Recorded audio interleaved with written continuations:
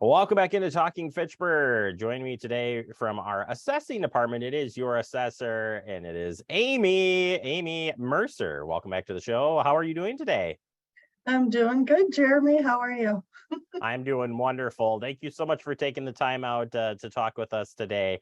We wanted to get you earlier, but you're busy, right? You're busy doing a lot of stuff there in the assessing department. But we're in the middle of open book, and more importantly, we do want to get the information out on how all of this works as you are working through this time, because transparency is important when it comes to understanding your assessment. And assessors are out there to help you. Doesn't always feel that way, but they are here to help you, and our team is awesome. So Amy, let's jump into it first. The 2022 year was considered a reevaluation assessment year. What does that mean? So there's two different types of assessment years. There's maintenance years and revaluations. A maintenance year means we review all the sales, we'll review building permits, fires, etc. But we do not adjust assessments based on markets. A revaluation, we do all of the steps in a maintenance year, but we do those additional steps of bringing assessments to the market value. So our goal in a revaluation is to set your assessment at the market value as of January 1 of that calendar year. And so assessment, so this was done. Your staff has been working very hard. Everything was prepped and assessment notices went out to all the residents. That leads up to open book. And before we look at an assessment and break it down, the open book and board of review, could you just quickly explain the differences between the two? Sure. Open book is the first step. That starts after you receive your assessment notice. And it's an informal appeal process. So some property owners contact us during open book and just have a general discussion wanting to know what their neighborhood increase for that year, or why did my assessment go up? Others may think their assessment isn't accurate, and so they'll want a little more detail about it, or maybe there's something about your property we don't know, that oh, your basement flooded and it removed the basement finish. Well, after reviewing your record card, you say, hey, wait a minute, we tore that basement finish out. Then you let us know and we'll remove that data from our record. Some properties we estimate because the property owner didn't participate, or maybe the incorrect mailing address was included on the transfer return. And so you didn't get the request because it went to a former mailing address or something. So it gives us that opportunity to perfect the assessment role during that open book.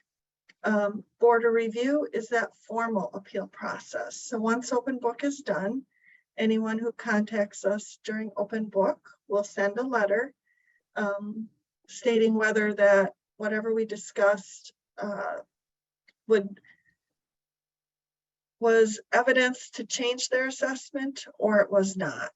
And so either way, we'll send a letter to those property owners. And then board of review is the formal appeal process. It's like a quasi-judicial court hearing. The board is made up of property owners that live here in our community. But at the time of board of review, it's up to the property owner to prove that that assessment is inaccurate. The assessor is presumed correct at that point in time. So it's held pretty much like a court hearing. The property owner will present their information to the board. The board can ask them questions. The assessor will present their information. The property owner can ask questions and the board can ask questions. And then once all of that information is provided, the board will make their determination if what they provided deems a change in that value or not. To attend a board of review, you must contact the city clerk at least 48 hours prior to the meeting of the Board of Review. And Board of Review this year would be August 31st at 9 a.m. So that means by 9 a.m. on August 29th, you would have had to tell the clerk you wanted to appear at the board. All right. It's good information to know the process of how it works. So we've established the reevaluation year, or what, whether it's reevaluation or it's a maintenance year. It was a reevaluation year. We're in the open book after you received all your assessments in the mail. We get into the open book, then Board of Review. Let's break down looking at an assessment. So you have an example of an assessment. And I told you, I said, we want to go through this as you see this, you open it up and you're like, what? So we want to break that down. So you open up that screen for us and let's take a peek here at what we're looking at when it comes to our assessment. All right. So this is an example of one of our assessment notices.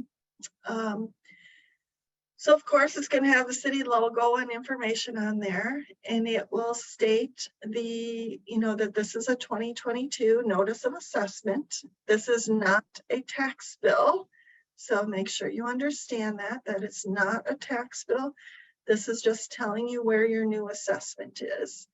It'll tell you your tax key number or your parcel number. Those two terminologies go interchangeable, tax key and parcel.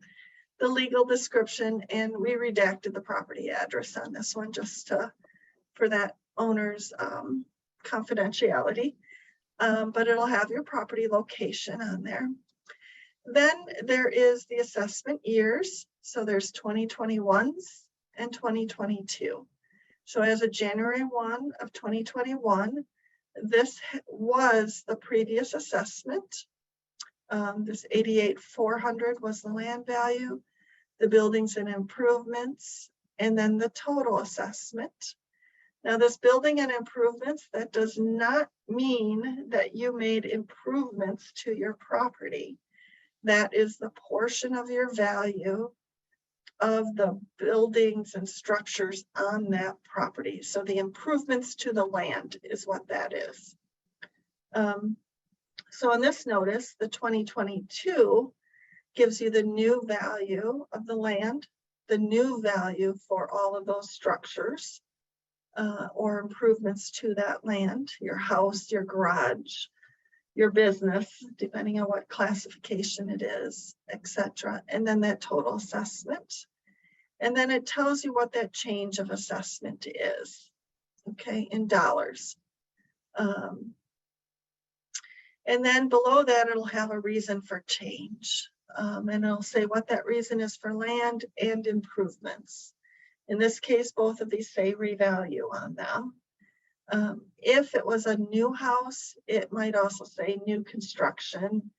We use a lot of acronyms because the space is only so big. So if it says something like data core, that means data correction. In many cases, it might say something like COR, core, SF, per elec, and sketch. So what it's saying is basically on our end, we're trying to relay that we drew it electronically in our CAMA system. And so somehow that square footage was altered, usually it's slightly, that previously someone sketched it on paper and hand calculated that math. And now the computer, when we sketch it electronically, will make those corrections and automatically calculate that square footage. Below that, telling you what that reason is, we'll list the open book dates. We'll list the Board of Review dates and the city's assessor. And this is our main phone number that you would call to contact us to schedule an appointment. And then it also lists the municipal clerk and their phone number, who you would contact if you chose to go the next step beyond open book and attend Board of Review. And then in the notice, it talks about the assessment information. Our assessment date is always January 1 of each year, is how we value properties. And here where it says our assessment level, our general level of assessment, we're estimating it to be 100% because we did revalue this year. And that's our goal, to have your assessment match where that market is, where those sales are telling us it would be. And then at the bottom, it goes into how to appeal your assessment. You know, first discuss it with your assessor, and that's during that open book period. And then to file that formal appeal, that's where you would schedule with the city clerk, at least that 48 hours that I mentioned earlier. And we also list on here, the state creates a guide for property owners each year. And so you can go out and view that. That explains the assessment process, the appeal process, and all of that. We have copies, you know, you can always get a paper copy from us if you need one. We also have that link on our city's website also. So when you're looking at, no matter, you know, whether we have the example there or you're looking at yours and you're saying, all right, mine went up, that one, it said that the difference there was 63, you know, we'll just say 63 and some change, 1,000 up. And no matter what it is, and I know that's very open because every property, every lot, is different. But when you're looking at an overall trend here, and pick any neighborhood or that example, and somebody sees it goes up and they're like, either A, I didn't do anything to my property, I didn't do anything to my, and they're just generally saying, well, why did it go up then? What is your response? So typically, if it states it's just revaluation, then that typically means your neighborhood increased that amount, that percentage. So when we analyze the sales, we'll look at the new sale prices of those properties that sold compared to that last assessment. And let's say all of those sales within a neighborhood are showing us that neighborhood, the last assessment is 10% less than what those sales are coming in. Then we'll apply a 10% market adjustment to that neighborhood to bring things in line with where those sales are. We don't chase a sale, so we're not supposed to do that. So we shouldn't be setting it exactly at that sale price because you lose uniformity by doing that. You know, you might have 5 condos that are all the same, but buyers and sellers have different reasons for taking the price they do. So you might have 5 condos and one might sell for 300,000, one for 310, one for 305, one for 298, and one for 300 again. So we'll take that average and maybe all 5 will come in at 302, because the principle behind assessments, it's done for ad valorem tax purposes, and they should all be equitable if they are truly the same property. Sometimes property owner will say, my house is just like my neighbor's.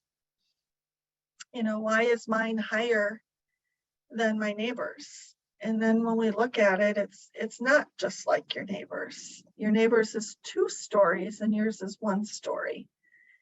You have 2,000 square feet on first floor and 2,000 square feet of a basement, whereas they have 1,000 feet of a basement, 1,000 of first and 1,000 of second. So they're not the same, and that means their assessments. What we see is the sales tell us that they don't sell the same, even though it's both 1,000 square feet, they don't sell the same. So we really let those sales talk to us, and that's what we're doing. We're analyzing what that market did and what our buyers and sellers are doing. Amy, another question that probably has come up is, has, because of what's been going on in the last couple of years with house prices, and you factor in Dane County is in demand, we're shortage of houses, we're there's a lot of factors here going on. But if houses are selling 20, 30, 40, 50,000 over what they are assessed at, or just that's just what it's been happening, is that affecting and why we're seeing this increase so substantial? In some cases, like I said, you're just saying, wow, it went up 63,000. What happened? Mm-hmm. No, it is. I mean, we are required by law to assess at market value. And that is the market right now, that people are paying over asking price, paying over the last assessment. Now that interest rates are changing, and that's occurred after the first of the year, we may see that the market slows, but maybe it won't slow. But what we do is we analyze what really happened. And that's how your assessment. So if all of a sudden that market does slow, or instead of going up, let's say 17%, maybe that property will only go up 5% for the next time we revalue. So each time we revalue, we look at that time frame and say, this is how the sales are coming compared to the last assessment. But in the case of what's happened in the last couple of years, that's been the market. I mean, all property owners, that's what they have to do. It doesn't mean your taxes will necessarily go up. It means that uniformity or that distribution is changing for those. And there's one thing I didn't say earlier, but this change that we have this year, in some properties, they'll be like, whoa, the market didn't go up that much. Well, our change is over 2 years. The last time we revalued was 2020. We did not revalue in 2021. So if your property went up 14% this year, that's really divide that by 2, and that's 7% each year. And that's really important to remember, that we did not revalue 2021, so we didn't do that. And you're doing a 2-step stage now, not a 1-year assessment change. I'm glad you mentioned that, and I totally forgot when remember you sharing this in a different meeting, that's important to consider, certainly when you're looking at your assessment this year. And you did bring up a good point, and that I think is the third point here that I'd like to ask you is, how does assessments affect taxes? Because I think that is a misconception, that you're automatically like, oh my gosh, I'm being assessed for what, and now it means my taxes. No, not necessarily. Again, every case is different, so it's hard. We are talking broad today, but you can always talk to Amy and any of the assessors about your assessment. And I certainly encourage you to do so, because you will learn a lot, and you can ask these questions directly to you and go through this. But Amy, when you hear that, you're like, no, not necessarily. Pull it together for us. Okay, so as the assessor, our department is to set the value at fair market value. We don't do the tax part of it. We do the assessment. But your assessment is one part of that formula. And it's kind of scary, if, gosh, mine went up 17%, are my taxes going to go up that much? Do I have enough of that? Enough set aside. And really what you need to remember is what is your percent change kind of compared to what the total for the city is. So you have your total assessment. When all the appeals are done, we'll have a total assessment roll completed. Let's say your property this year went up 10% in those 2 years. Well, the residential on average this year, from the total assessment that we had on residential last year and the total this year on residential, that residential value increased about 17% this year. Now, part of that is due to market, part of it is due to new construction. So not only did we have, I don't know how many parcels we had last year, but this year we have a lot more parcels, and we have a lot of new homes that were built. So just over 4% is new construction of that total change. The commercial this year went up a lot more. It went up about 25%. The sales on our commercial apartments, they just were way higher than where our last assessments were. And then that total for the whole city went up about 19.5%. So if yours went up about 10% and that city total assessment grew almost 20%, you're less than that average increase for the whole city. So you're going to take that total assessment pot basically and divide that into whatever those budgets are. And so, and you got to remember too, your tax bill it doesn't go all to the city. You might pay it to the city, but you have to look at your tax bill and realize that, you know, part goes to the county, part goes to your school district, part to the city, and part here goes to MATC. So each of those different taxing jurisdictions are what your tax bill goes to. And each of those will create their budget. Right now, we're working on our budget, and all those other entities are working on theirs. If, for example, your school district, you vote for a referendum to build a new school. And so that portion of your tax bill might go up because that portion of the budget will go up. You know, so we just don't know. For example, where I live in the town of Dunn, and my last assessment had increased 41%, and the town increased about 43%. So I was right there with it, and even though the budget's increased, my tax bill increased minimally. So you can go out and look on Access Dane at your past tax bills, and you can actually compare. Last year, a lot of people, their assessment did not increase for the majority, but their taxes did increase. And there are years that your assessment will increase, but your tax bill will go down. You know, so it's the combination between the two. Final question, because we're already running out of time, and this is great information, Amy. And you know, we'll get this posted up online and whatnot. And truly, your job and my job is to explain and get the information out there, have the access to doing this. But when the importance of doing the assessment and having, and you know, we've got the town of Madison coming on board next year, and you know, they haven't had a tax assessor, in-house tax assessor, you know, use the third party piece. But just looking across Dane County or anywhere you live, the importance of doing the the assessments is to really break down your fair share, right? So we're looking at it across the city here, that it is your fair share, right? So it's good. You want to have it evaluated, you want to be up on it, because you could be paying too much or too less. Now I'm theoretically saying that, again, depending where you live. Fitchburg has 3 school districts, so each area is going to be a little bit different when it comes to the tax bill time.